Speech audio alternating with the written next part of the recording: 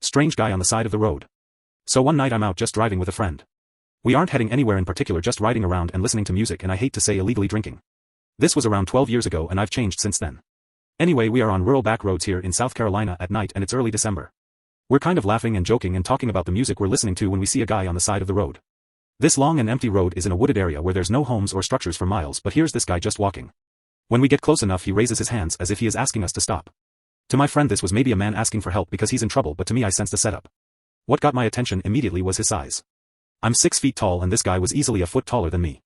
He was wearing a long trench coat with a green turtleneck and khaki pants that weren't quite long enough and those shoes Steve Urkel usually wore, I forget the name. Then there was his head. His head was huge.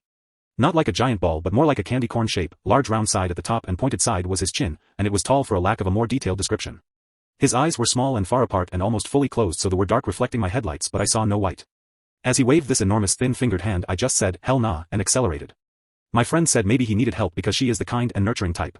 I'm the type to shoot and answer questions if you can find me to ask them.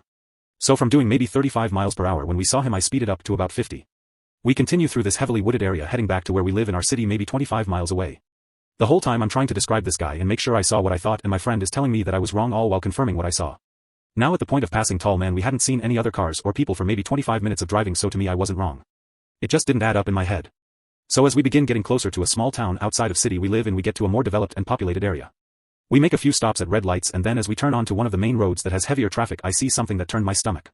Making this right turn by a closed shop, a maybe steps onto the sidewalk from around the building on the corner. Who was it? The same tall strange guy from maybe 40 minutes earlier. This time I noticed his build.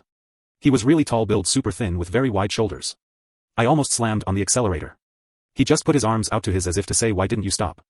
At that I was like, I have to get to an area with more people and more safety. How did he get there? How did he know which way we were going? Still till this day I don't get it. Yes, I was drinking and driving, but I wasn't drunk. Maybe 2.5 beers in. Now I'm kind of panicking and driving faster, heading towards my friend's house.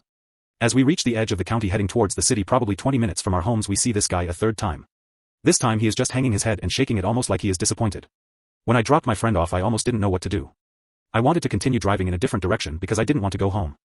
I did go home and I never saw him again, but I still have way too many questions about this person we saw and what he may have wanted from us.